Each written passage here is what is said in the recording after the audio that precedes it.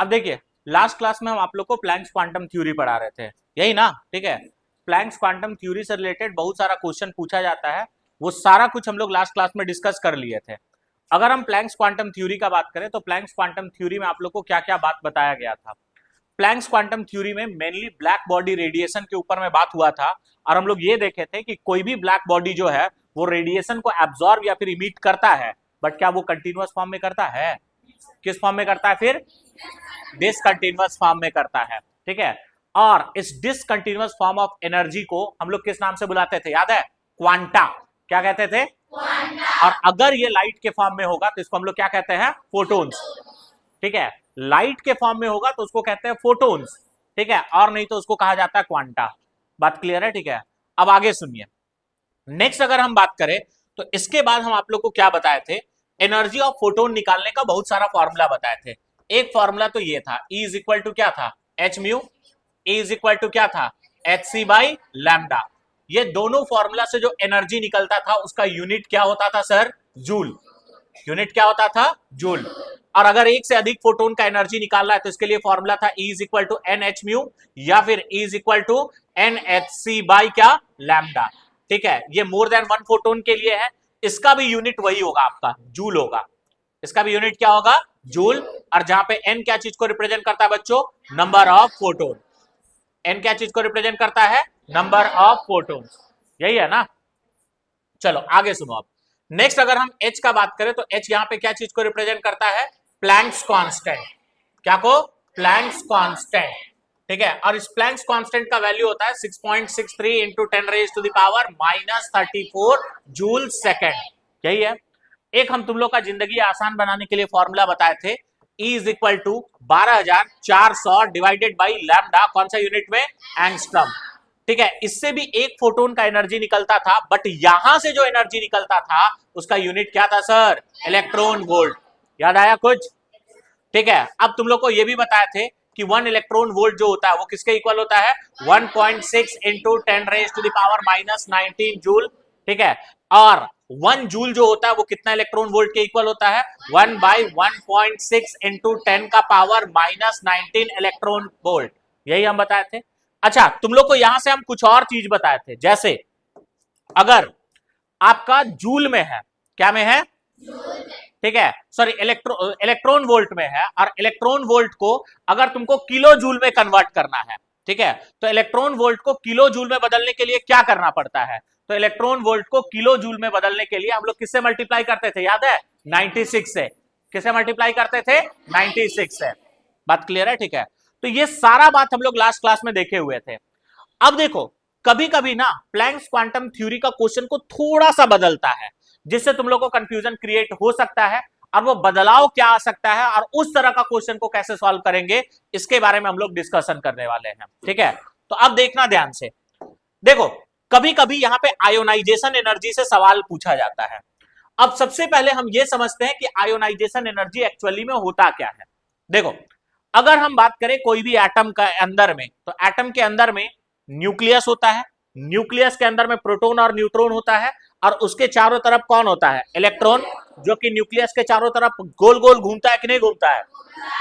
अब तुम सोचो, एटम को क्या तुम अपने नेकेड आई से देख सकते हो? नहीं देख सकते हो। बाबू, अगर हम उसको देख ही नहीं सकते हैं, और अगर हम तुमको बोले कि एक एटम है उसे इलेक्ट्रॉन निकालना है, तो तुम क्या पकड़ करके इलेक्ट्रॉन निकाल सकते हो? नहीं ना? ठीक है, तो देखो, अगर किसी भी एटम से इलेक्ट्रॉन निकालना है तो पकड़ करके तो नहीं निकाल सकते हैं, तो उसको निकालने के लिए क्या करना पड़ता है? तो निकालने के लिए एनर्जी देना पड़ता है। निकालने के लिए क्या देना पड़ता है? एनर्जी। और उस एनर्जी को ही आयोनाइजेशन एनर्जी कहते हैं। उसी को हम लोग क्या कहते हैं? Ionisation energy. इसका मतलब सिंपल सा बात यह है ना बच्चा लोग, कि आयोनाइजेशन एनर्जी का मतलब होता है इलेक्ट्रॉन निकालने वाला एनर्जी। इलेक्ट्रॉन निकालने वाला एनर्जी। जैसे अगर हमको एगो एटम दिया हुआ है, ठीक है, जो गैसियस कंडीशन में है, ठीक है, और उसको हम लोग कुछ एनर्जी दिया और वहां से एक इलेक्ट्रॉन बाहर निकल गया, मान लो 5 जूल एनर्जी दिए तो इलेक्ट्रॉन फटाक से बाहर निकल गया, तो मतलब उस एटम के अंदर में जो इलेक्ट्रॉन था उसका आयोनाइजेशन एनर्जी कितना था? 5 जूल। कितना था? 5 जूल। तो आयोनाइजेशन एनर्जी का मतलब आप लोग क्या समझ रहे हो? आयोनाइजेशन एनर्जी का मतलब सिंपल सा बात यह है कि यदि हमको किसी भी एटम से इलेक्ट्रॉन को निकालना है तो उसके लिए हम लोग को एनर्जी देना पड़ता है, और उसी एनर्जी को किस नाम से बुलाते हैं? Ionisation energy. बात क्लियर है? ठीक है। अब इसी को डेफिनेशन फॉर्म में लिखा हुआ है, देखिए ध्यान से क्या लिखा है। Energy required to remove an electron to infinity. देखो, अगर हम निकाल दिए मतलब उसको इनफाइनाइट डिस्टेंस पे भेज दिया गया है न्यूक्लियस से, तो वही बात बोल रहा है। तो energy required to remove an electron to infinity from, कहां से? आउटर मोस्ट ऑर्बिट, यानी सबसे बाहर वाला ऑर्बिट से। ठीक है। In isolated gases atom is known as ionization energy. इसके बारे में और डिटेल चर्चा हम लोग पीरियोडिक टेबल में करेंगे, चिंता करने वाली कोई बात नहीं है। बात को समझो, या फिर तुम सिंपली इसको कैसे याद रख सकते हो? ठीक है, एनर्जी कैसे याद रख सकते हो? Energy required, energy required to remove an electron, to remove an electron. ठीक है, तो किसी भी इलेक्ट्रॉन को, कोई भी एक इलेक्ट्रॉन को रिमूव करने के लिए जो एनर्जी चाहिए उसी को हम लोग क्या कहते हैं? Ionisation energy. उसी को क्या कहा जाता है? Ionisation energy. ठीक है, तो तुमको डेफिनेशन के चक्कर में भी नहीं पड़ना है। ठीक है, डेफिनेशन हम याद करा देंगे। अभी जब भी तुमको आयोनाइजेशन एनर्जी बोले ना, तुम्हारे दिमाग में यही स्ट्राइक करना चाहिए कि इलेक्ट्रॉन है, उसको निकालना है, तो उसके लिए हमको चाहिए एनर्जी। उसी को हम लोग क्या कहते हैं? Ionisation energy. बात समझ आया ना? ठीक है। अब देखो, बेसिकली क्या है ना बाबू, ठीक है, कि ये डे टू डे लाइफ में भी एप्लीकेबल है। जैसे अगर मान लो क्लास से तुमको मंजू डॉन को बुलाना हो बाहर, तो तुम क्या कहोगे? उसको पकड़ करके तो नहीं बुलाओगे ना, उसको क्या कहोगे? मंजू दीदी बाहर आइए, ऐसा बोलेंगे ना। तो जो अभी हम बोल रहे हैं वहां एनर्जी नहीं लग रहा है क्या? ठीक है, तो उसी तरह से इलेक्ट्रॉन में भी होता है। अब इलेक्ट्रॉन को थोड़ी ना बोलेंगे ए इलेक्ट्रॉन बाहर आ जाओ तो बाहर आ जाएगा, नहीं बोल सकते हैं। उसके लिए हमको क्या देना पड़ेगा? एनर्जी। ठीक है, तो जो एनर्जी लगता है उसी को हम लोग बोलते हैं आयोनाइजेशन एनर्जी। बस अभी तुमको यही दिमाग में रखना है कि इलेक्ट्रॉन है, निकालना है, उसके लिए एनर्जी चाहिए, उसी को हम लोग क्या कहेंगे? Ionisation energy. अब देखो, इससे सवाल कैसे बनता है। जैसे अगर हम पहला सवाल का यहां पे बात करें तो देखो ध्यान से क्या है। ठीक है, यहां पे अगर बात करें तो लिखा हुआ है ionisation energy of an element is 288 kilo joule per mole. ठीक है, देखो जनरली जो आयोनाइजेशन एनर्जी होता है ना, वो पर मोल में डिफाइंड होता है, यानी एक मोल एटम के लिए डिफाइंड होता है। बात समझे? ठीक है, तो ये क्वेश्चन में क्या बोला है कि एगो एटम है, ठीक है, उसका एक मोल एटम हम लोग ले ले। एक एलिमेंट है, उसका कितना मोल एटम ले ले? एक मोल एटम। तो एक मोल एटम से अगर हम सबसे इलेक्ट्रॉन निकालना चाहते हैं तो उसके लिए जो एनर्जी हमको देना पड़ रहा है वो कितना है बताओ? 288 किलो जूल।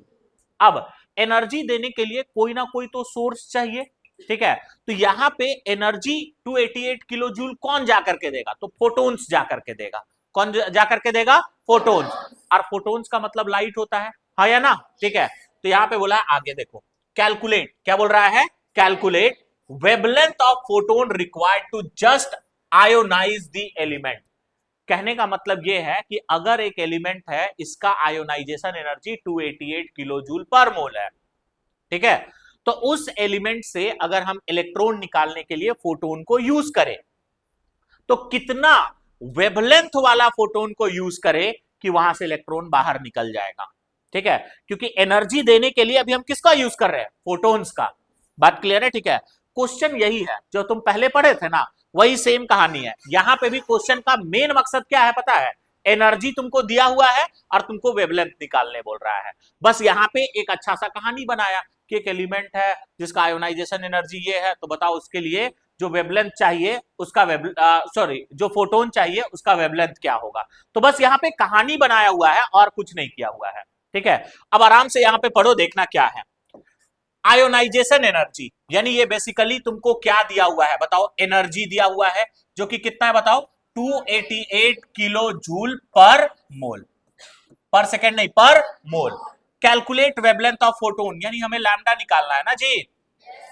ठीक है, अब देखो, जब आयोनाइजेशन एनर्जी बोले ना तब भी उसको क्या मान लेना? एनर्जी ही मान लेना। यानी तुमको एनर्जी ऑफ फोटोन दिया हुआ है और वेवलेंथ निकालना है। अब बताओ, सबसे मजेदार, सबसे आसान फॉर्मूला एनर्जी ऑफ फोटोन निकालने का कौन सा लगता है बताओ? E is equal to 12,400 divided by lambda in angstrom, यही लगता है ना। ठीक है, अब इसमें गड़बड़ क्या है कि सर इससे जो तुम्हारा एनर्जी निकलेगा वो किसमें निकलेगा, इलेक्ट्रॉन वोल्ट में निकलेगा। बट अभी दिया किसमें है बताओ, किलो जूल पर मोल में, यही दिया हुआ है ना। तो अगर किलो जूल पर मोल को इलेक्ट्रॉन वोल्ट में बदलना है, किसमें बदलना है, इलेक्ट्रॉन वोल्ट, तो तुमको याद होगा हम बताए थे कि जो 1 इलेक्ट्रॉन वोल्ट होता है वो किसके इक्वल होता है, 96 किलो जूल पर मोल।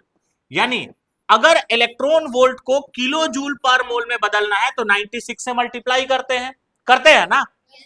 तो बाबू अगर हमको किलो जूल पर मोल को इलेक्ट्रॉन वोल्ट में बदलना है तो हम क्या करेंगे, 96 से क्या करेंगे, यानी 288 डिवाइडेड बाई 96 होगा या नहीं होगा।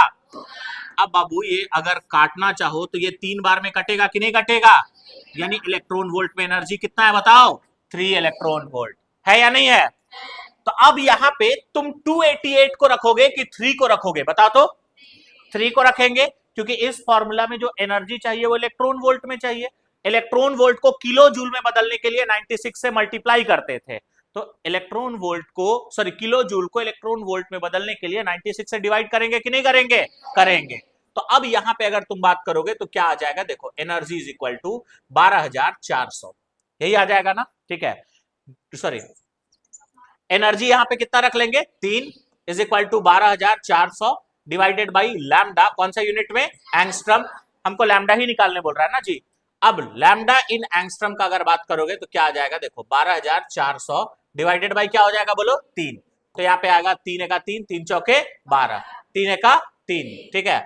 फिर यहाँ पे अगर बात करोगे तो 3 3 जा 9, फिर यहाँ पे जाएगा तो 3 3 जा 9, तो लगभग क्या आ जाएगा 4133, और यूनिट क्या लिख लोगे, एंगस्ट्रम।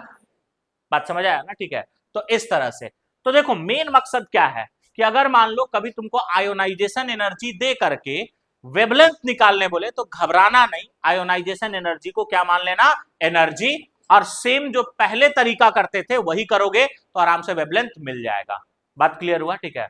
बोलो इसमें किसी को कोई दिक्कत है, नहीं ना, ठीक है। एक सवाल तुम लोग फटाक सा करो ताकि हमको समझ में आ जाए, दिक्कत नहीं है, लिखो।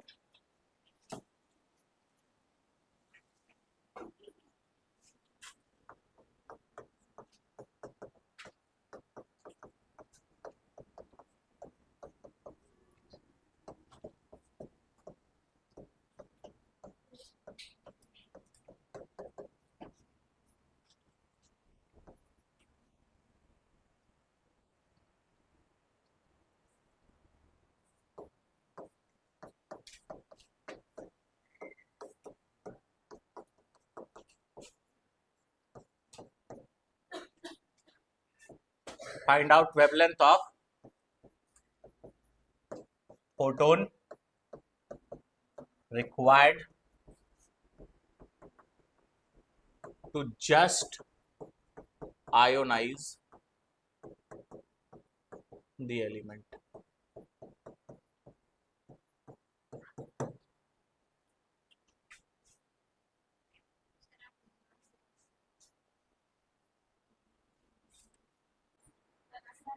आ गया ना, चलो ठीक है।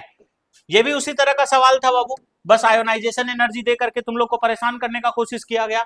आयोनाइजेशन एनर्जी को सिंपली तुम क्या बोल दोगे, एनर्जी, जो कि कितना दिया हुआ है बताओ, 384, ठीक है। ये किसमें है बताओ, किलो जूल पर मोल। तो इसको जल्दी से इलेक्ट्रॉन वोल्ट में बदल लेते हैं, तो 384 को आप किससे डिवाइड कर लोगे, 96, तो कितना आ जाएगा बताओ सर, 4, यही आएगा ना। बस अब energy is equal to 12,400 divided by lambda, कौन सा यूनिट में बताओ, एंगस्ट्रम। अब यहां से अगर तुम बात करोगे तो यहां से 4 दिया हुआ है, 12,400 लैम्डा कौन से यूनिट में, एंगस्ट्रम। अब यहां से इसको इधर भेज दो तो लैम्डा इन एंगस्ट्रम कितना आ जाएगा, बोलिए जरा, 12,400 है ना, 12,400 डिवाइडेड बाई क्या होगा, 4, 4 3 जा 12, 1 और यहाँ 0 0, तो कितना आ जाएगा बताओ, लैम्डा इन एंगस्ट्रम का वैल्यू 3100, और यूनिट क्या लिख लोगे, एंगस्ट्रम। बस कहानी खत्म। बोलिए किसी को कोई दिक्कत है इसमें, नहीं है। चलो अब हम लोग आगे बढ़ते हैं, ठीक है। नेक्स्ट अगर हम बात करें तो नेक्स्ट अब बात करने वाले हैं बॉन्ड एनर्जी और काइनेटिक एनर्जी के ऊपर में। ये बॉन्ड एनर्जी क्या है और काइनेटिक एनर्जी क्या है, चलो इसके बारे में थोड़ा चर्चा करते हैं, ठीक है। जैसे देखो मान लेते हैं कि ए और बी के बीच में बॉन्ड है, ए और बी के बीच में क्या है, बॉन्ड। अगर मान लो इस बॉन्ड को हमको तोड़ना पड़ेगा, तोड़ना है, ठीक है, इस बॉन्ड को क्या करना है, तोड़ना है यानी ब्रेक करना है, बात समझे, ठीक है। तो यहां पे एनर्जी लगेगा कि नहीं लगेगा, लगेगा, ठीक है। तो बॉन्ड को तोड़ने के लिए जो एनर्जी लग रहा है ना, इसी को हम लोग बोलते हैं बॉन्ड एनर्जी। इसी को यहां पे हम लोग क्या कहेंगे, बॉन्ड एनर्जी। हालांकि ये परफेक्ट डेफिनेशन नहीं है, बस अभी तुम लोग को समझाने के लिए बोल दिए, ठीक है। तो बॉन्ड एनर्जी बेसिकली क्या होता है ना, जब एक मूल बॉन्ड फॉर्म होता है तब उसको बॉन्ड एनर्जी कहते हैं। अभी उसके चक्कर में मत रहिए, बस अभी इतना समझो, इस बॉन्ड को तोड़ने के लिए जो एनर्जी लग रहा है उसी को हम लोग अभी क्या कह रहे हैं, बॉन्ड एनर्जी। बात क्लियर है, ठीक है। अब देखो, अगर मान लो इस बॉन्ड को तोड़ने के लिए 50 जूल का एनर्जी चाहिए, ठीक है, कितना जूल का एनर्जी चाहिए, 50 जूल, ठीक है। और बॉन्ड को तोड़ने के लिए ना तुम यहां पे फोटोन भेजे हो, किसको भेजे हो, फोटोन को। बात क्लियर है, ठीक है। अब मान लो फोटोन का एनर्जी को ईपी मान ले रहे हैं, क्या मान ले रहे हैं, ईपी। अब आंसर करना कि टूटेगा या नहीं टूटेगा। मान लो कि बॉन्ड को तोड़ने के लिए जो एनर्जी चाहिए, ठीक है, सपोज दैट, इसको ऐसे समझो, बॉन्ड एनर्जी को एक्स मान लेते हैं, क्या मान लेते हैं, एक्स। अरे फोटोनवा का एनर्जी है वाई, कितना है, वाई। अब हम मान ले रहे हैं केस वन, ठीक है, यहां पे x ग्रेटर देन क्या ले लेते हैं, y, यानी बॉन्ड एनर्जी क्या है, ज्यादा, और फोटोन का एनर्जी क्या है, कम। बताओ बॉन्ड टूटेगा या नहीं टूटेगा, बॉन्ड टूटेगा या नहीं टूटेगा। तोड़ने के लिए जितना एनर्जी चाहिए उतना तो फोटोन के पास एनर्जी ही नहीं है, बॉन्ड टूटेगा क्या, यहां पे बोलेंगे bond will not break, bond will not break, यानी टूटेगा ही नहीं, ठीक है। अगर हम बात कर लेते हैं केस टू का, केस टू, और केस टू में हम लोग क्या करते हैं, सुनो ध्यान से, केस टू में हम लोग कर रहे हैं कि x इक्वल टू वाई, कहने का मतलब क्या है, बॉन्ड एनर्जी और एनर्जी ऑफ फोटोन दोनों बराबर हो गया। अब बॉन्ड टूटेगा कि नहीं टूटेगा, एकदम टूटेगा ना भाई। इसको ऐसे समझो, जैसे मान लो कि तुमको मोबाइल खरीदना है, मोबाइल का दाम है 10,000, तुम दुकान वाला के पास में 8,000 लेकर के गए हो, मोबाइल दुकान से बाहर निकलेगा क्या, ठीक है। तुम 10,000 लेकर के जाओ, मोबाइल निकलेगा कि नहीं निकलेगा, बाबू यहां पे भी वही सेम कंडीशन है कि नहीं है, बॉन्ड टूटेगा कि नहीं टूटेगा। तो यहां पे बोलेंगे bond will break, bond will क्या बोलेंगे, ब्रेक, टूट जाएगा, ठीक है। अब मान लेते हैं x ग्रेटर देन क्या, sorry x less than y हो गया, यानी अब की बार y क्या हो गया तुम्हारा, ज्यादा, और x क्या है, छोटा।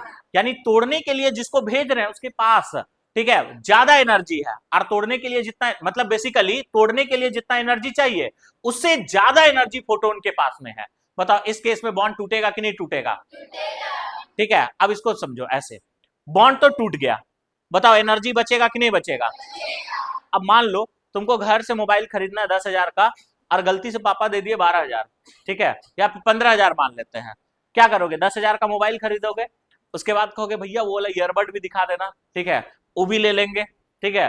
उसके बाद पता चलेगा कि मतलब कुछ और स्मार्ट वॉच वगैरह भी ले लेंगे, पर भी 1,000 बच जाएगा।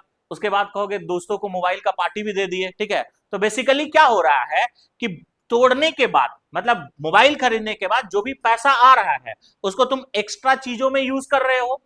उसी प्रकार से अगर मान लो फोटोन के पास ज्यादा एनर्जी है बॉन्ड एनर्जी के कंपैरिजन में, तो कुछ एनर्जी बॉन्ड तोड़ने में चला जाएगा, और कुछ एनर्जी जो बच जाएगा ना वो काइनेटिक एनर्जी में चला जाएगा। कहां पे चला जाएगा, काइनेटिक एनर्जी।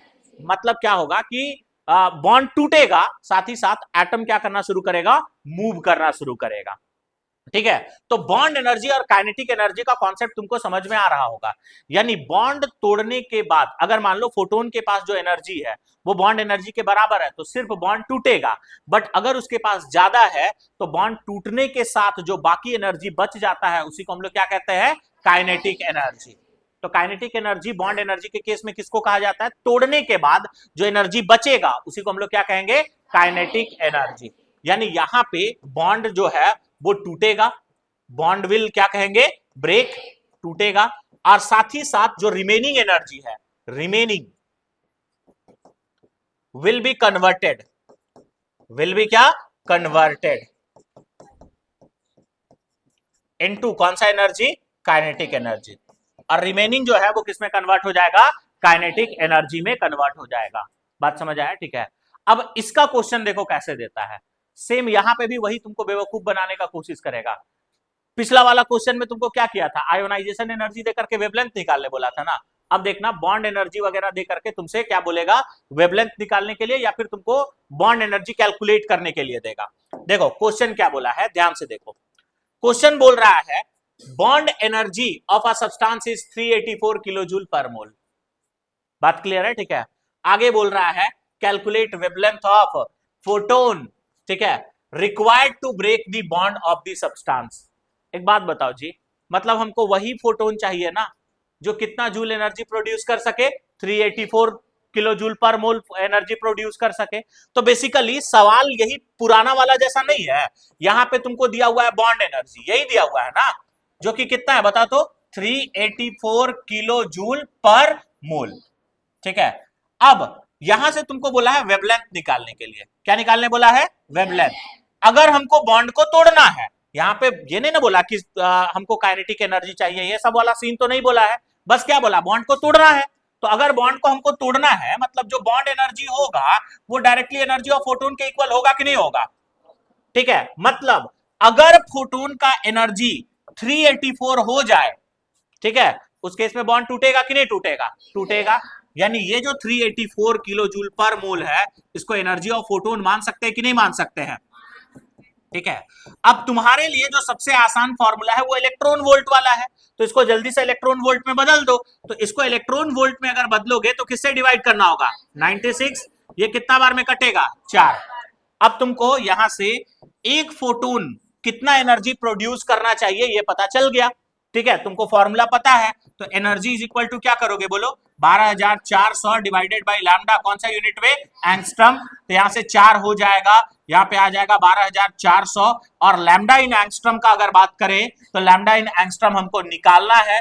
अभी कुछ देर पहले इसी तरह का एक क्वेश्चन किए थे, तो यहां से लैम्डा इन एंगस्ट्रम का वैल्यू हो जाएगा 12400 डिवाइडेड बाई क्या कर लेंगे बताओ, 4। तो यहां से आ जाएगा 4 3 जा 12, यहाँ पे 3100, यानी कितना आ जाएगा 3100, और यूनिट क्या लिख लोगे, एंगस्ट्रम, ठीक है। तो बेसिकली देखो मुद्दा क्या है, तुमको बॉन्ड एनर्जी बोले या काइनेटिक एनर्जी बोले और वेवलेंथ निकालने बोले ना, तो समझ जाना वो बॉन्ड एनर्जी और काइनेटिक एनर्जी एक, सॉरी बॉन्ड एनर्जी या आयोनाइजेशन एनर्जी को हमको किसके बराबर मान के चलना है, एनर्जी ऑफ फोटोन। बात क्लियर है, एकदम बिल्कुल नहीं कंफ्यूज करोगे। तो कभी कभी फोटोन का एनर्जी के बजाय उसको बॉन्ड एनर्जी लिख सकता है या आयोनाइजेशन एनर्जी लिख सकता है, उसमें तुमको कंफ्यूज होने का कोई जरूरत नहीं है। बोलिए किसी को यहाँ पे कोई दिक्कत है क्या, नहीं ना, चलो कोई दिक्कत नहीं है। तो अब हम लोग आगे बढ़ते हैं और नेक्स्ट देखते हैं। देखो अब देखो नेक्स्ट क्वेश्चन यहाँ पे क्या बोल रहा है, सुनो ध्यान से। बोला हुआ है if wavelength of photon used is 2480 angstrom, ठीक है। अगर हम फोटोन का वेवलेंथ 2480 एंगस्ट्रम यूज किए तो then what is the percentage of photon, ठीक है, या फिर what is the percentage of energy of photon converted into kinetic energy. ये पिछला वाला सवाल का ही तुम्हारा एक्सटेंडेड पार्ट है। अगर पिछला वाला सवाल के अकॉर्डिंग अगर बात करोगे तो फोटोन का एनर्जी कितना आया था बताओ, 3100 एंगस्ट्रम। अगर हम 3100 एंगस्ट्रम के बजाय जो फोटोन यूज करें उसका वेवलेंथ हो जाए 2480, कितना हो जाए, 2480, तो कितना percentage of energy kinetic energy में बदल जाएगा। बात समझे, ठीक है। तो इसके लिए तुमको पहले तो ये निकालना पड़ेगा ना कि 2480 एंगस्ट्रम वेवलेंथ वाला फोटोन एक्चुअली में कितना एनर्जी प्रोड्यूस करेगा, यही निकालना होगा ना। तो चलो हम लोग एनर्जी ऑफ फोटोन निकालते हैं, ठीक है। तो अगर हमको लैम्डा इन एंगस्ट्रम का वैल्यू दिया हुआ है, जो कि कितना दिया हुआ है सर, 2480, यही दिया हुआ है ना। तो चलो जल्दी से, अगर हम यहां पे एनर्जी निकालना चाहे तो 12400 divided by lambda in angstrom यानी 2480 होगा कि नहीं होगा, यहां से 0 और 0 कटेगा, ठीक है। अब इसको मल्टीप्लाई करो तो 248 को अगर हम 5 से मल्टीप्लाई करें, 8 पचे 40, 5 चौके 20 और 2 22, यहाँ पे 12, ठीक है, सॉरी 8 पचे 40 ना, यहाँ 4 आ जाएगा, 24 आएगा, ठीक है। तो ये एग्जैक्टली कितना बार में कट रहा है, 5, यानी एनर्जी जो आएगा वो कितना इलेक्ट्रॉन वोल्ट आ जाएगा बच्चा बताओ, 5 इलेक्ट्रॉन वोल्ट। बात क्लियर है, ठीक है। यानी 3100 के बजाय अगर हम 2480 एंगस्ट्रॉम वेवलेंथ वाला फोटोन यूज करे तो वो कितना इलेक्ट्रॉन वोल्ट एनर्जी प्रोड्यूस करेगा बताओ? 5 इलेक्ट्रॉन वोल्ट। कितना? 5 इलेक्ट्रॉन वोल्ट। बात क्लियर है? ठीक है, तो अब बताओ, ठीक है, यहां पे अगर हम बात करें energy converted into kinetic energy, energy या फिर काइनेटिक एनर्जी हम निकालना चाहे, काइनेटिक एनर्जी, तो अभी हम कुछ देर पहले बताए थे काइनेटिक एनर्जी किसको कहते हैं, किसको कहते थे काइनेटिक एनर्जी? बताइए तो। जो बच जाता था, ठीक है ना। अब बताओ बॉन्ड तोड़ने के लिए तुमको कितना एनर्जी का रिक्वायरमेंट था? देखो 4 इलेक्ट्रॉन वोल्ट, इतना ही चाहिए था ना, तो यहां पे तुमको चाहिए था 4 इलेक्ट्रॉन वोल्ट। बात समझ आया? ठीक है, सॉरी, बॉन्ड तोड़ने के लिए तुमको कितना इलेक्ट्रॉन वोल्ट चाहिए था? 4। तुम दे कितना रहे हो आप? 5। तो बताओ काइनेटिक कितना हो जाएगा? 5 minus 4 that is 1 electron volt. आएगा कि नहीं आएगा? अरे आएगा ना? ठीक है, क्यों? क्योंकि यहाँ पे जो एनर्जी प्रोड्यूस कर रहा है, इतना एंगस्ट्रॉम वाला वेवलेंथ वाला जो फोटोन है वो 5 इलेक्ट्रॉन वोल्ट प्रोड्यूस किया, जबकि बॉन्ड तोड़ने के लिए हमको कितना चाहिए? 4। तो 4 तो खर्चा हो जाएगा तुम्हारा बॉन्ड तोड़ने में, तो बचेगा कितना? 1। बचेगा कितना? तो यहाँ पे हम 1 इलेक्ट्रॉन वोल्ट लिख लिए काइनेटिक एनर्जी। क्या लिख लिए? 1 इलेक्ट्रॉन वोल्ट काइनेटिक एनर्जी। अब देखो, अगर हम यहाँ पे काइनेटिक एनर्जी 1 इलेक्ट्रॉन वोल्ट लिख दिए हैं, तो अब यहाँ पे परसेंटेज ऑफ काइनेटिक एनर्जी निकालोगे, क्योंकि क्वेश्चन में हमसे काइनेटिक नहीं बोला है, क्या बोला है? परसेंटेज ऑफ एनर्जी जो काइनेटिक में कन्वर्ट हुआ है। तो बताओ तो परसेंटेज निकालने का तरीका क्या है? जैसे अगर मान लो तुम्हारा 10 नंबर आया है 100 नंबर में, तो परसेंटेज क्या हो जाएगा? 10/100 इंटू 100, यही ना। तो बताओ टोटल एनर्जी में काइनेटिक एनर्जी कितना मिल रहा है? 1। तो ऊपर में क्या लिखोगे बताओ? 1। टोटल एनर्जी कितना था? 5 इंटू क्या हो जाएगा? 100, यानी 5 दूनी 10। तो टोटल, ठीक है, कितना परसेंट होगा? 20%। यानी जो भी फोटोन है उसका 20% एनर्जी किसमें कन्वर्ट हो रहा है बताओ? काइनेटिक एनर्जी में। हम वापस से बताते हैं ये क्वेश्चन हम कैसे किए।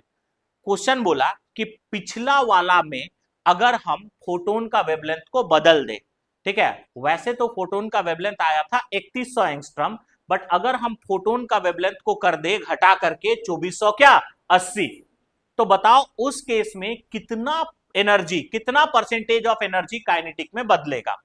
तो हम सबसे पहले क्या किए, जो नया फोटोन यूज कर रहे हैं, ठीक है, उसका एनर्जी निकाले। तो नया फोटोन जो यूज कर रहे हैं उसका एनर्जी निकला कितना इलेक्ट्रॉन वोल्ट? 5 electron volt. पिछला क्वेश्चन से हमको पता था कि बॉन्ड को तोड़ने के लिए एनर्जी चाहिए 4 इलेक्ट्रॉन वोल्ट, तो जो बच जाएगा वही काइनेटिक में बदलेगा। तो बचा हुआ एनर्जी हम निकाले 5 माइनस क्या करके 4, दैट इज कितना आया? 1। यानी 1 इलेक्ट्रॉन वोल्ट एनर्जी जो है वो काइनेटिक में कन्वर्ट हो रहा है। तो अब हमको परसेंटेज निकालना था। परसेंटेज निकालने का तरीका, जिसका परसेंटेज निकालना है उसको ऊपर में रखते हैं, नीचे में टोटल और उसको 100 से मल्टीप्लाई करते हैं। तो परसेंटेज निकालना है काइनेटिक एनर्जी में जो बदला था। तो काइनेटिक एनर्जी में कितना बदला है? 1। टोटल कितना लिए थे? 5। उसको गुना कर दिया किससे? 100 से। कहानी हो गया, कितना परसेंट आया? 20%। बस बोलो, किसी को कोई दिक्कत है इसमें? इस तरह का भी क्वेश्चन आएगा तो बना लोगे ना? चलो अब हम लोग आगे बढ़ते हैं और नेक्स्ट बात करने वाले हैं एक नया टॉपिक जिसका नाम है फोटो इलेक्ट्रिक इफेक्ट। क्या नाम है सर बताइए? Photo electric effect. अब सुनिए ध्यान से, फोटो इलेक्ट्रिक इफेक्ट किसको कहते हैं, आराम से 2 मिनट में बात समझ में आ जाएगा। अब इसके लिए हम क्या करते हैं ना, इस तरह का एक चैम्बर बनाते हैं या फिर इस तरह से एक मेटल का सरफेस लेते हैं। अब इस मेटल के सरफेस में यहां पे है इलेक्ट्रॉन, क्या है? अब ये इलेक्ट्रॉन निकलने के लिए एकदम बेताब है, इसको मन कर रहा है कि कहीं से भी हमको एनर्जी मिले, ठीक है, और हम फटाक से ये मेटल को टाटा बाय बाय करें और यहां से निकल दे। अब इस इलेक्ट्रॉन को निकालने के लिए हम क्या किए? फोटोन भेज रहे हैं। इस इलेक्ट्रॉन को निकालने के लिए हम यहां पे क्या भेज रहे हैं बताओ? फोटोन। ये क्या है अपना? फोटोन्स। क्या है? फोटोन्स का मतलब हम क्या बताए हैं बताओ तो? लाइट। लाइट भेज रहे हैं, फोटोन्स भेज रहे हैं। बात समझे? ठीक है, इधर भी हम क्या भेज रहे हैं बताओ? फोटोन। यहां पे भी क्या भेज रहे हैं? फोटोन। बात समझे? ठीक है, तो अगर मान लो फोटोन को यूज करके यहां से इलेक्ट्रॉन को बाहर कर दे, ठीक है, कोई भी मेटल के सरफेस से फोटोन को यूज करके इलेक्ट्रॉन को अगर बाहर कर दिया जाए तो इसी फेनोमेना को बोलते हैं फोटो इलेक्ट्रिक इफेक्ट। इसी को क्या कहते हैं? Photo electric effect. अगर तुम पकड़ करके इलेक्ट्रॉन को बाहर कर रहे हो तो उसको फोटो इलेक्ट्रिक इफेक्ट नहीं कहेंगे। हीट करके कर रहे हो तो उसको फोटो इलेक्ट्रिक इफेक्ट नहीं करेंगे। क्या करके इलेक्ट्रॉन को बाहर निकाल रहे हो तो फोटो इलेक्ट्रिक इफेक्ट कहेंगे। फोटोन्स को यूज करके, मेटल का सरफेस है उससे तुम फोटोन को टकरवा रहे हो और अगर इलेक्ट्रॉन बाहर निकल गया तो इस पूरा प्रोसेस को नाम दिया जाएगा फोटो इलेक्ट्रिक इफेक्ट। बात समझे ना, ठीक है। तो डेफिनेशन क्या बनना चाहिए, मेटल के सरफेस से फोटोन को स्ट्राइक करा करके इलेक्ट्रॉन को इमिट करना, इमिट मतलब बाहर निकालना, ठीक है। इसी फेनोमेना को हम लोग क्या कहते हैं, फोटो इलेक्ट्रिक इफेक्ट। इसी को क्या कहते हैं, फोटो इलेक्ट्रिक इफेक्ट। अब देखना यही डेफिनेशन यहां पे लिखा हुआ है, ठीक है। क्या लिखा हुआ है ध्यान से देखना। अच्छा और भी बात समझा लेते हैं उसके बाद डेफिनेशन में चलेंगे। तो ये तो समझ आ गया फोटो इलेक्ट्रिक इफेक्ट। अब फोटो इलेक्ट्रिक इफेक्ट से जो इलेक्ट्रॉन बाहर निकला है ना उसको कहते हैं फोटो इलेक्ट्रॉन। क्या कहते हैं, सब में फोटो यूज होगा। फोटो इलेक्ट्रिक इफेक्ट से जो इलेक्ट्रॉन बाहर निकला है उसको क्या कहेंगे, फोटो इलेक्ट्रॉन। कोई कोई बैटरी जो है ना वो फोटो इलेक्ट्रिक इफेक्ट का फिनोमेना से काम करता है। जैसे तुम सोलर वाला सब देखते हो ना तो वहां पे भी बैटरी होता है ना जी, ठीक है। तो जब धूप रहता है तो वो चार्ज हो जाता है, वो यही सब फिनोमेना के ऊपर में बेस्ड है। तो जो भी बैटरी, बैटरी को सेल कहते हैं, क्या कहते हैं, सेल। तो जो भी बैटरी फोटो इलेक्ट्रिक इफेक्ट के फिनोमेना से काम करता है उसको कहते हैं फोटो सेल। क्या कहते हैं, अब बैटरी से करंट प्रोड्यूस होता है कि नहीं होता है, तो जो फोटो सेल में करंट प्रोड्यूस होगा उसको बोलोगे फोटो करंट। क्या बोलोगे, ठीक है। इतना बार फोटो बोल दिए सॉरी। अब देखो तो फोटो इलेक्ट्रिक इफेक्ट हम लोग किसको कहते हैं, मेटल का सरफेस, फोटोन को स्ट्राइक कराओ, इलेक्ट्रॉन बाहर निकालो, इसको बोलते हैं क्या, फोटो इलेक्ट्रिक इफेक्ट। बात क्लियर है, ठीक है। आगे इलेक्ट्रॉन जो बाहर निकला उसको क्या कहोगे, फोटो इलेक्ट्रॉन। जो सेल फोटो इलेक्ट्रिक इफेक्ट के फेनोमेना से काम करेगा उसको क्या कहोगे, फोटो सेल। क्या कहेंगे, फोटो सेल, ठीक है। और जो करंट प्रोड्यूस होगा फोटो सेल में उसको क्या कहेंगे, फोटो करंट। उसको क्या कहेंगे, तो हर जगह फोटो यूज करना है। अब देखो ध्यान से यहां पे अगर हम फोटो इलेक्ट्रिक इफेक्ट का बात करें तो क्या लिखा हुआ है फोटो इलेक्ट्रिक इफेक्ट में, ध्यान दीजिए। लिखा हुआ है इमिशन ऑफ, क्या लिखा है, emission of electron from the surface of metal by falling photon of suitable energy wavelength is known as क्या, फोटो इलेक्ट्रिक इफेक्ट, ठीक है। किसी भी मेटल के सरफेस से इलेक्ट्रॉन को अगर बाहर निकाला जा रहा है, उस मेटल के सरफेस में कोई सूटेबल एनर्जी और वेवलेंथ का फोटोन को स्ट्राइक करा करके, तो इसी को कहते हैं फोटो इलेक्ट्रिक इफेक्ट। इमिटेड यानी बाहर निकला हुआ जो इलेक्ट्रॉन है उसको क्या कहेंगे बताओ, photoelectron. And the cell operate in the principle of photoelectric effect is known as क्या बताओ, फोटो सेल, ठीक है। तो जो भी सेल फोटो इलेक्ट्रिक इफेक्ट के प्रिंसिपल पे काम करता है उसको क्या कहते हैं, फोटो सेल। और उसमें जो करंट प्रोड्यूस होगा उसको क्या कहेंगे, फोटो करंट। उसको हम लोग क्या कहेंगे, फोटो करंट। तो बोलो फोटो इलेक्ट्रिक इफेक्ट में किसी को कोई दिक्कत है, देखो समझना इंपॉर्टेंट है। मेटल का सरफेस, फोटोन को टकराए, इलेक्ट्रॉन बाहर निकला, प्रोसेस का नाम क्या हो गया, फोटो इलेक्ट्रिक, बहुत अच्छे, ठीक है। फिर अगर हम नेक्स्ट बात करें, ठीक है, मेटल का सरफेस से जो इलेक्ट्रॉन बाहर निकला फोटो इलेक्ट्रिक इफेक्ट से उसको क्या कहेंगे, फोटो इलेक्ट्रॉन। बैटरी जो काम करेगा उसको क्या कहेंगे, फोटो सेल। उसमें जो करंट प्रोड्यूस होगा उसको क्या कहेंगे, फोटो करंट। बोलो कोई दिक्कत है इसमें, अब आगे सुनो। नेक्स्ट अगर हम बात करें तो अब हम लोग बात करने वाले हैं general terms related to photoelectric effect. General terms related to photoelectric effect. सबसे पहला टर्म है वर्क फंक्शन, जिसको फाई से रिप्रेजेंट करते हैं। किससे रिप्रेजेंट करते हैं, फाई से। अब समझो बेसिकली वर्क फंक्शन कहा किसको जाता है, ठीक है। क्या लिखा हुआ है उसको भूल जाओ। एक बात बताओ जी, ठीक है, कोई भी इलेक्ट्रॉन को बाहर निकालना है तो कुछ ना कुछ तो एनर्जी का जरूरत पड़ेगा ना, ठीक है। कुछ मिनिमम अमाउंट ऑफ एनर्जी का जरूरत पड़ेगा, उसका एनर्जी फिक्स होगा कि नहीं होगा। तो देखो अब हर फोटोन के पास में जरूरी थोड़ी ना है कि जितना एनर्जी इलेक्ट्रॉन को चाहिए उतना ही एनर्जी उस फोटोन के पास भी हो सकता है क्या, ठीक है। हम क्या बोले सुनो ध्यान से, किसी भी इलेक्ट्रॉन को बाहर निकालने के लिए कुछ certain minimum amount of energy का रिक्वायरमेंट होता है, कुछ कम से कम एनर्जी का रिक्वायरमेंट होता है। और ये जरूरी नहीं है कि हर फोटोन के पास उतना एनर्जी हो, ये जरूरी नहीं है कि हर फोटोन के पास उतना एनर्जी हो। बात क्लियर है, ठीक है। तो आप बात को आराम से समझो, ठीक है। किसी भी मेटल के सरफेस से इलेक्ट्रॉन को अगर तुमको बाहर करना है तो कम से कम कितना एनर्जी देना होगा, उसी को कहते हैं वर्क फंक्शन। उसी को क्या कहते हैं? Work function. यानी इलेक्ट्रॉन को बाहर निकालने के लिए जो मिनिमम एनर्जी का रिक्वायरमेंट है उसी को कहते हैं वर्क फंक्शन। वो वापस से मोबाइल वाला एग्जांपल में समझो, ठीक है। अब जैसे मान लो कि 10,000 का मोबाइल पड़ा हुआ है, ठीक है, अलग अलग कस्टमर आ रहे हैं, तो क्या जरूरी है हर कस्टमर के पास में 10,000 होगा? होगा क्या? किसी के पास 5,000 हो सकता है, किसी के पास 6,000 हो सकता है, किसी के पास 7,000 हो सकता है। तो उस मोबाइल को निकालने के लिए, ठीक है, कितना पैसा वाला कस्टमर होना चाहिए? कम से कम 10,000, ठीक है। तो वो 10,000 जो है उस मोबाइल के लिए वर्क फंक्शन कहलाएगा।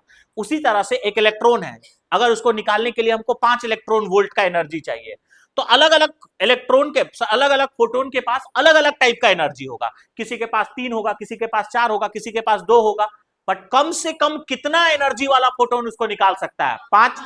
तो 5 उसका क्या कहलाएगा? Electron volt, sorry work function. 5 electron volt क्या कहलाएगा? Work function. यानी किसी भी मेटल के सरफेस से इलेक्ट्रॉन निकालने के लिए वह मिनिमम अमाउंट ऑफ एनर्जी कितना रिक्वायर्ड है, उसी को कहते हैं वर्क फंक्शन। उसी को क्या कहते हैं? Work function. अब एक बात सुनना ध्यान से। अब वो आयोनाइजेशन एनर्जी में क्या बताए थे? इलेक्ट्रॉन निकालने के लिए जो एनर्जी चाहिए उसी को वर्क फंक्शन कहते हैं, वर्क सॉरी आयोनाइजेशन एनर्जी कहते हैं। वर्क फंक्शन में भी क्या कर रहे हैं? Minimum energy required to remove the electron, इसी को भी हम लोग क्या कह रहे हैं? Work function. तुम ऐसा नहीं बोल सकते हो कि बेसिकली मेटल का जो वर्क फंक्शन होता है वो आयोनाइजेशन, मतलब बेसिकली वर्क फंक्शन जो होता है वो मेटल का क्या चीज के इक्वल होगा? Ionisation energy. यानी मेटल का जो आयोनाइजेशन एनर्जी होगा वही फोटोन के लिए क्या कहलाएगा? Work function. बात क्लियर है? ठीक है। तो अब सुनो ध्यान से, यही डेफिनेशन लिखा गया है। क्या लिखा है? क्या लिखा है? देखो, मिनिमम एनर्जी रिक्वायर्ड, क्या लिखा है? To eject the electron from the surface of metal. Eject का मतलब होता है निकालना। इजेक्ट का मतलब क्या होता है? निकालना। To eject the electron from metal surface is known as work function. Is known as क्या? Work function. तो किसी भी मेटल के सरफेस से इलेक्ट्रॉन को बाहर करने के लिए जो मिनिमम एनर्जी का रिक्वायरमेंट है उसी को हम लोग क्या कहते हैं सर? Work function. बात क्लियर है? ठीक है। अब ध्यान देना, कुछ कुछ हम केसेस का बात कर रहे हैं, ध्यान दो। ई है इलेक्ट्रॉन, ठीक है, ई है तुम्हारा फोटोन, इसका एनर्जी हम लोग ईपी मान लेते हैं और मान लेते हैं कि इलेक्ट्रॉन निकालने के लिए एनर्जी चाहिए उसको वर्क फंक्शन करे 5। बात क्लियर है? ठीक है। केस 1, केस 1 अगर हम बोल रहे हैं कि जो फोटोन का एनर्जी है वो लेस देन वर्क फंक्शन हो गया, ठीक है। केस 2 फोटोन का एनर्जी जो है वो इक्वल टू वर्क फंक्शन हो गया। और लास्ट है केस 3, ठीक है, जो अपना फोटोन भैया का एनर्जी है वो वर्क फंक्शन से भी ज्यादा हो गया। बताओ, पहला केस में अगर हम बात करें, फर्स्ट केस में अगर हम बात करेंगे, ठीक है, फर्स्ट केस में इलेक्ट्रॉन बाहर निकलेगा या नहीं निकलेगा? पहला केस में इलेक्ट्रॉन बाहर निकलेगा कि नहीं निकलेगा? देखो, इलेक्ट्रॉन को निकालने के लिए तुम किसको भेजे हो? फोटोन को। निकालने के लिए जो एनर्जी चाहिए वो कितना चाहिए? 5। तो तुम जो भेजे हो उसके पास इलेक्ट्रॉन निकालने के बराबर एनर्जी है जी? उससे ज्यादा एनर्जी है? उससे तो कम है, निकल पाएगा क्या? तो यहां पे बोलेंगे no photoelectron will be emitted. क्या बोलेंगे? No photoelectron will be emitted, will be emitted, ठीक है। केस 2, अगर फोटोन का एनर्जी वर्क फंक्शन के बराबर हो गया, मतलब जिसको तुम निकालने भेज रहे हो और, ठीक है, निकालने के लिए जो एनर्जी चाहिए वो दोनों इक्वल है, निकलेगा कि नहीं निकलेगा? तो यहां पे बोलेंगे फोटो इलेक्ट्रॉन विल बी, क्या बोलेंगे? इमिटेड, विल बी क्या? इमिटेड। अब मान लो अगर निकालने के लिए जो जा रहा है उसके पास तो ज्यादा एनर्जी हो गया, ठीक है, उस केस में इलेक्ट्रॉन निकलेगा कि नहीं निकलेगा? तो यहां पे भी बोलेंगे फोटो इलेक्ट्रॉन विल बी क्या? इमिटेड। बात समझे? ठीक है। तो इलेक्ट्रॉन, फोटो इलेक्ट्रॉन कब निकलता है? जब फोटोन के पास में एनर्जी वर्क फंक्शन के बराबर हो जाए या वर्क फंक्शन से क्या हो जाए? ज्यादा हो जाए, तभी इलेक्ट्रॉन निकलेगा, एल्स इलेक्ट्रॉन नहीं निकलेगा। बात समझ गए? ठीक है। तो ये था कहानी। अब अगर हम बात करें नेक्स्ट, जो बात हम तुम लोग को बताए थे वही यहां पे लिख दे रहे हैं। हम तुम लोग को बोले थे कि बेसिकली मेटल का जो वर्क फंक्शन होता है वो किसके इक्वल होगा, आयोनाइजेशन एनर्जी के इक्वल। यानी हम बोल सकते हैं कि जो वर्क फंक्शन है, work function is basically, is क्या, बेसिकली इक्वल टू कौन सा एनर्जी बताओ, आयोनाइजेशन एनर्जी। तो जो वर्क फंक्शन है वो बेसिकली किसके इक्वल होता है, आयोनाइजेशन एनर्जी के इक्वल। बात क्लियर है, ठीक है। अब आगे सुनो नेक्स्ट अगर हम बात करें तो नेक्स्ट है थ्रेशोल्ड फ्रीक्वेंसी। क्या है बताओ, थ्रेशोल्ड फ्रीक्वेंसी। अब देखो थ्रेशोल्ड का मतलब क्या होता है, तो थ्रेशोल्ड का मतलब होता है लिमिट। क्या होता है, लिमिट, ठीक है। अब थ्रेशोल्ड फ्रीक्वेंसी को ऐसे सिंबल से रिप्रेजेंट करते हैं। अब इस तरह का सिंबल को म्यू पढ़ते हैं और म्यू के नीचे जीरो लग जाएगा तो इसको पढ़ोगे म्यू नॉट। क्या पढ़ोगे, म्यू नॉट। अब देखो थ्रेशोल्ड फ्रीक्वेंसी क्या कहते हैं, जो फोटोन है उसके पास में फ्रीक्वेंसी या वेवलेंथ तो होगा ना, ठीक है। कोई भी फोटोन का अगर बात करें तो उसका फ्रीक्वेंसी भी होगा और उसका वेवलेंथ भी होगा, ठीक है। तो कोई भी फोटोन के पास कितना मिनिमम फ्रीक्वेंसी हो कि इलेक्ट्रॉन बाहर निकल जाए मेटल के सरफेस से, उसी को बोलते हैं थ्रेशोल्ड फ्रीक्वेंसी। यानी किसी भी मेटल के सरफेस से इलेक्ट्रॉन निकालने के लिए जो मिनिमम फ्रीक्वेंसी ऑफ फोटोन का रिक्वायरमेंट है उसी को बोलते हैं थ्रेशोल्ड फ्रीक्वेंसी। क्योंकि हमें पता है जो एनर्जी है वो किस पे डिपेंड करता है, फ्रीक्वेंसी और वेवलेंथ पे, ठीक है। अब देखो इलेक्ट्रॉन को जब निकालना था तो जो एनर्जी का बात किए थे वो मिनिमम बात किए थे कि मैक्सिमम बात किए थे, मिनिमम। अब एनर्जी और फ्रीक्वेंसी के बीच का जो रिलेशन होता है वो डायरेक्टली प्रोपोर्शनल। अगर मुझे एनर्जी को मिनिमम रखना है तो फ्रीक्वेंसी को भी क्या रखना पड़ेगा, मिनिमम। तो किसी भी मेटल के सरफेस से इलेक्ट्रॉन को बाहर निकालने के लिए, ठीक है, जो मिनिमम फ्रीक्वेंसी का आवश्यकता है उसी को हम लोग क्या कहते हैं, थ्रेशोल्ड फ्रीक्वेंसी। उसी को क्या कहते हैं, थ्रेशोल्ड फ्रीक्वेंसी। अब देखिए यहां पे ध्यान से क्या लिखा हुआ है, minimum frequency required to eject the electron from metal surface, ठीक है, is known as threshold frequency. किसी भी मेटल के सरफेस से इलेक्ट्रॉन को बाहर निकालने के लिए जो मिनिमम फ्रीक्वेंसी ऑफ फोटोन का रिक्वायरमेंट है उसी को हम लोग क्या कहते हैं, थ्रेशोल्ड फ्रीक्वेंसी। उसी को क्या कहते हैं, थ्रेशोल्ड फ्रीक्वेंसी, ठीक है। अब वापस से देखो, ध्यान देना, ई है मेरा मेटल का सरफेस, ई है मेरा इलेक्ट्रॉन, ये है मेरा फोटोन, ठीक है। इस फोटोन का फ्रीक्वेंसी को म्यू मान लेते हैं। क्या मान लेते हैं, अरे इलेक्ट्रॉन निकालने के लिए मिनिमम फ्रीक्वेंसी का जरूरत जो है उसको क्या बोलते हैं, अब भेजे हैं म्यू, निकालने के लिए क्या चाहिए, म्यू नॉट। अब इसको अलग अलग केस में कंपेयर करते हैं। केस 1, यदि म्यू का वैल्यू, ध्यान से सुनिएगा, यदि म्यू का वैल्यू, ठीक है, म्यू नॉट से छोटा हो जाए, केस 1। केस 2, यदि म्यू का वैल्यू म्यू नॉट के बराबर हो जाए, और केस 3, यदि म्यू का वैल्यू म्यू नॉट से भी क्या हो जाए, बड़ा हो जाए। बताओ पहला केस में इलेक्ट्रॉन बाहर निकलेगा क्या, नहीं निकलेगा, क्योंकि हमको चाहिए कितना, म्यू, सॉरी म्यू नॉट। और ठीक है, ये जो म्यू है वो म्यू नॉट से भी क्या हो गया, छोटा। तो हमको कम से कम म्यू नॉट चाहिए था, कम से कम क्या चाहिए था, म्यू नॉट। तो यहां पे no photoelectron will be emitted, no photoelectron will be emitted, ये बोलेंगे, ठीक है। अब इस पे अगर बात करोगे, अगर म्यू का वैल्यू जो है वो म्यू नॉट के बराबर हो गया तो यहां पे क्या बोलेंगे, photo electron will be emitted, photo electron will be emitted, ये बोलेंगे, ठीक है। और अगर ज्यादा हो गया तब भी निकलेगा कि नहीं निकलेगा, तो यहां पे भी वही बोलेंगे, फोटो इलेक्ट्रॉन विल बी क्या, इमिटेड। बात समझे, ठीक है। तो अगर तुमको किसी भी मेटल के सरफेस से इलेक्ट्रॉन को बाहर निकालना है तो उस केस में जो फोटोन चाहिए उसका फ्रीक्वेंसी या तो थ्रेशोल्ड फ्रीक्वेंसी के क्या होना चाहिए, बराबर, या उससे क्या होना चाहिए, ज्यादा, तभी इलेक्ट्रॉन निकलेगा, और नहीं तो इलेक्ट्रॉन नहीं निकलेगा। अब हम लोग बात करते हैं नेक्स्ट, जिसका नाम है थ्रेशोल्ड वेवलेंथ। क्या है सर, थ्रेशोल्ड वेवलेंथ। अब सवाल यह है, ये थ्रेशोल्ड वेवलेंथ हम लोग कहते किसको है, तो सुनिए थ्रेशोल्ड वेवलेंथ हम लोग किसको कहते हैं। वापस से, थ्रेशोल्ड का मतलब लिमिट। अब वेवलेंथ को हम लोग लैम्डा से रिप्रेजेंट करते हैं, फ्रीक्वेंसी को म्यू से रिप्रेजेंट करते थे, थ्रेशोल्ड आया तो नीचे में जीरो लग गया जिसको नॉट कहते हैं। तो बताओ थ्रेशोल्ड वेवलेंथ को किससे रिप्रेजेंट करेंगे, लैम्डा। नीचे में 0, इसको क्या कहेंगे, लैम्डा नॉट। अब तुम ध्यान देना यहां पे हम क्या बोलने वाले हैं। इलेक्ट्रॉन निकालने के लिए जो एनर्जी का रिक्वायरमेंट था वो हम मिनिमम रखे थे कि मैक्सिमम रखे थे, ठीक है। फ्रीक्वेंसी को भी मिनिमम रखे थे, क्यों रखे थे, क्योंकि एनर्जी और फ्रीक्वेंसी एक दूसरे के डायरेक्टली प्रोपोर्शनल होता है। अब एनर्जी और वेवलेंथ एक दूसरे के क्या होता है बताओ, inversely proportional.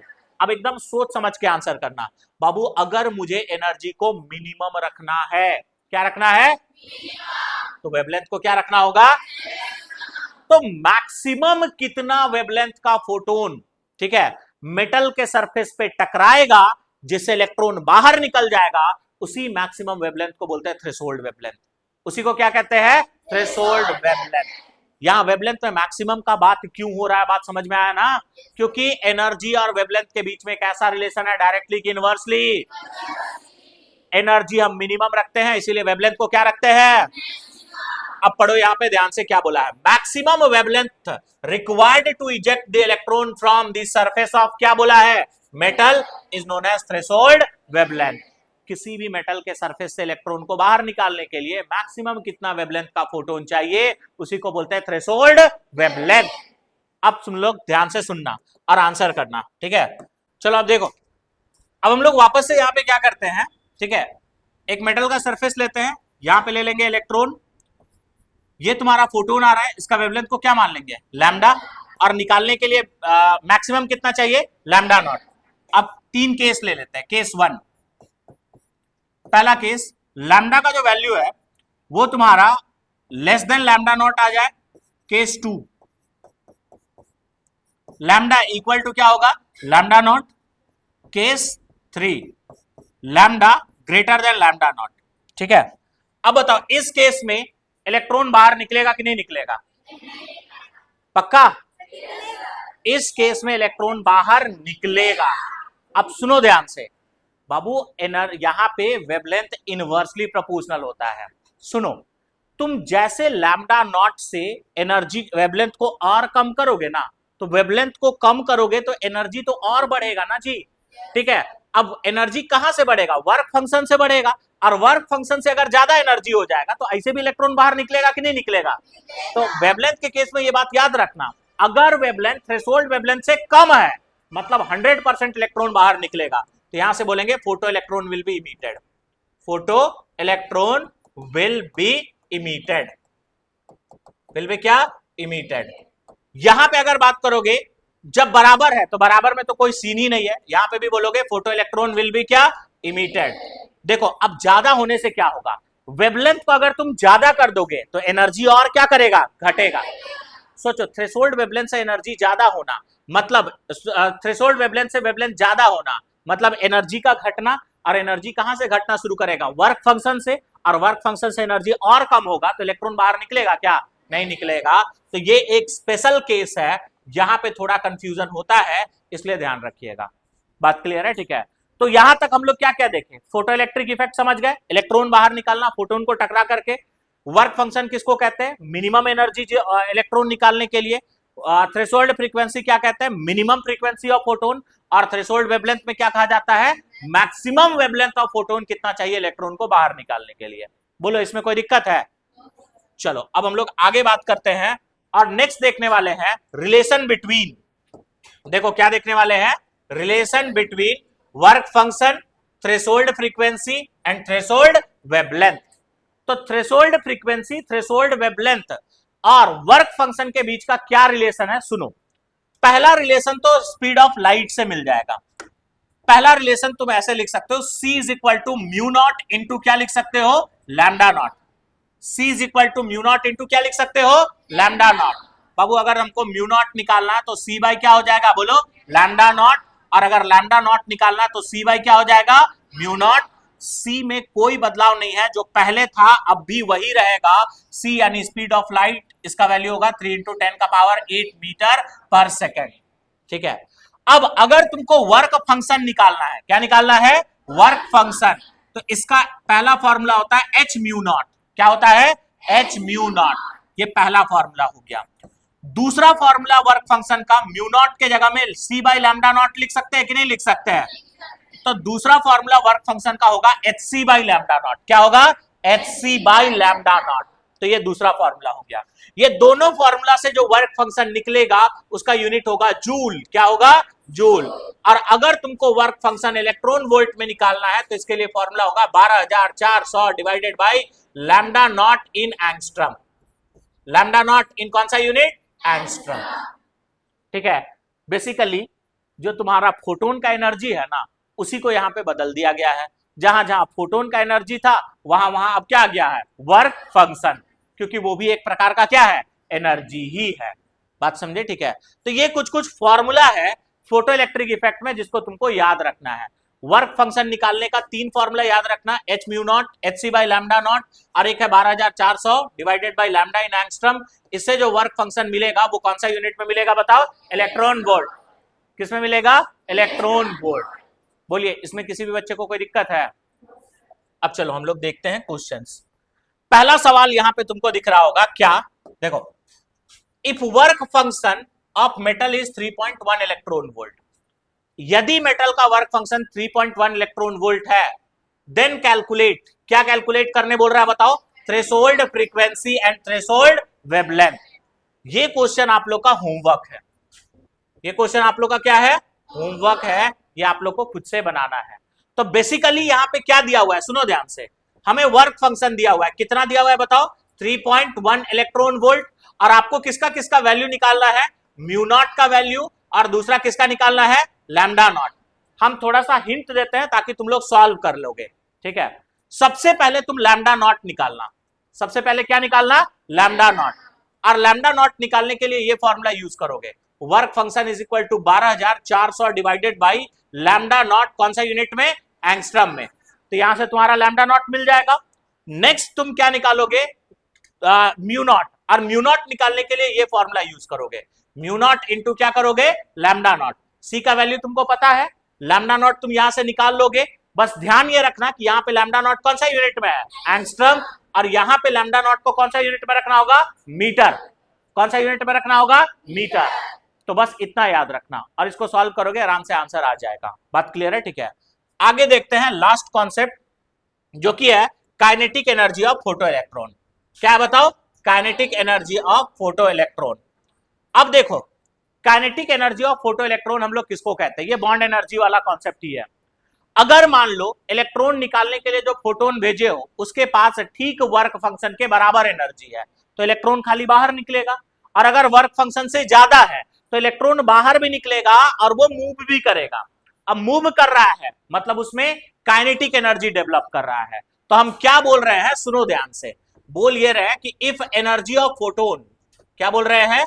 If energy of photon is greater than work function, is क्या?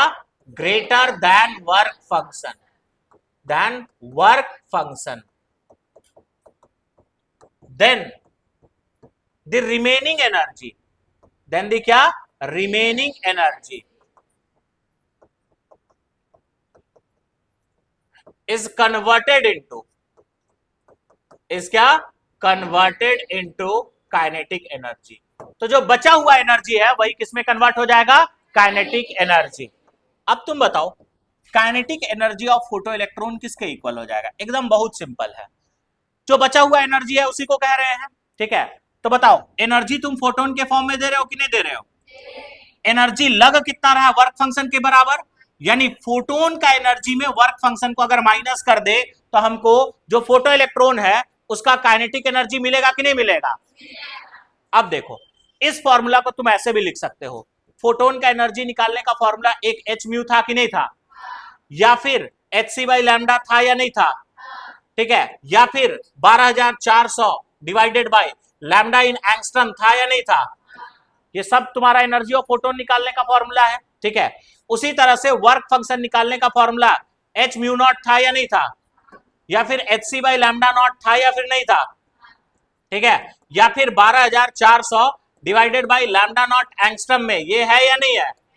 ठीक है। तो यानी हम ऐसे नहीं लिख सकते बाबू काइनेटिक एनर्जी को। एनर्जी ऑफ फोटोन के जगह में h म्यू लिख सकते हैं, फाई के जगह में h म्यू नॉट लिख सकते हैं। यहां से h कॉमन निकल जाएगा, म्यू माइनस म्यू नॉट हो जाएगा। यानी काइनेटिक एनर्जी को इस फॉर्मूला से भी लिखा जा सकता है, ये सब एमसीक्यू में पूछ सकता है आपसे, ठीक है। Kinetic energy is equal to H into mu minus क्या हो जाएगा, म्यू नॉट। नेक्स्ट, अगर हम बात करें kinetic energy is equal to, ठीक है, हम ऐसे बोल सकते हैं एच सी बाई लैम्डा बोल सकते हैं कि नहीं बोल सकते हैं, minus H C by lambda nought बोल सकते हैं या नहीं बोल सकते हैं। एच सी यहां से कॉमन हो जाएगा तो 1 by lambda minus 1 by lambda not हो जाएगा। एक और ये दूसरा फॉर्मूला हो गया काइनेटिक एनर्जी का। देखो यूज हमको यही फॉर्मूला करना है और याद भी तुमको वही रखना है, ये सब का डेरिवेशन याद रख लो कि एक्चुअली में कैसे बन रहा है, बात समझे, ठीक है। और आखिरी फॉर्मूला काइनेटिक एनर्जी का क्या हो सकता है बताओ जरा, यहाँ पे 12,400 डिवाइडेड बाई लैम्डा एंगस्ट्रम में माइनस 12,400, ठीक है, 12,400 डिवाइडेड बाई लैम्डा नॉट कौन सा यूनिट में, एंगस्ट्रम में। तो यहां से इस तरह से काइनेटिक एनर्जी हो जाएगा 12,400, ठीक है, divided into 1 by lambda in angstrom minus 1 by lambda not in कौन सा यूनिट, एंगस्ट्रम। तो ये तुम्हारा क्या हो गया, ऐड हो गया था, ठीक है, ये तुम्हारा लास्ट फॉर्मूला हो सकता है। ये सब फॉर्मूला ना तुमको एमसीक्यू में पूछा जाएगा, मेन जब भी तुम न्यूमेरिकल सॉल्व करोगे यही फॉर्मूला काम आएगा, तो याद यही रखना है। और ये सब फॉर्मूला याद रख लेना, तुम तुरंत कभी भी आराम से इसको डिराइव कर सकते हो। तो ये सारा कहानी था किसका, फोटो इलेक्ट्रिक इफेक्ट का, बात क्लियर है, ठीक है। एक क्वेश्चन तुम लोग के लिए होमवर्क दिया गया है, वो क्वेश्चन को आराम से आप लोग सॉल्व करना, बाकी इससे रिलेटेड हम लोग नेक्स्ट क्लास में डिस्कस करेंगे, ठीक है। सारा फॉर्मूला को रिवाइज कर लेना, कोई दिक्कत है तो फिर पूछ लेना, ठीक है। चलो थैंक यू।